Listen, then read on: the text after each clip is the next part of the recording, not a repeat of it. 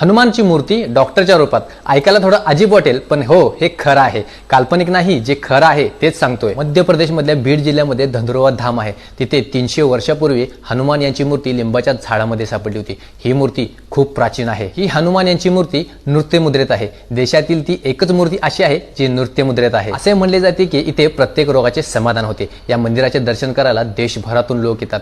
या मंदिरात हनुमान यांची मूर्ती डॉक्टर रूपात पूजली जाते. असेही म्हणतात की तिथे एक साधू होते. त्यांचं नाव होतं शिवकुमार. त्यांना कॅन्सर होता. त्यांच्या स्वप्नात येऊन बजरंग बलींनी डॉक्टर रूपात दर्शन दिले होते. त्याच्याच दुसऱ्या दिवशी साधू पूर्णपणे बरे झाले होते. इथे मोठ्यातला मोठा आजार बजरंग बली यांच्या कृपेनेच बरा होतो. आता काही अति हुशार लोक म्हणतील की महामारीच्या वेळी हे मंदिर बंद का असतं? त्यावेळी हनुमानजी यांना काय होतं?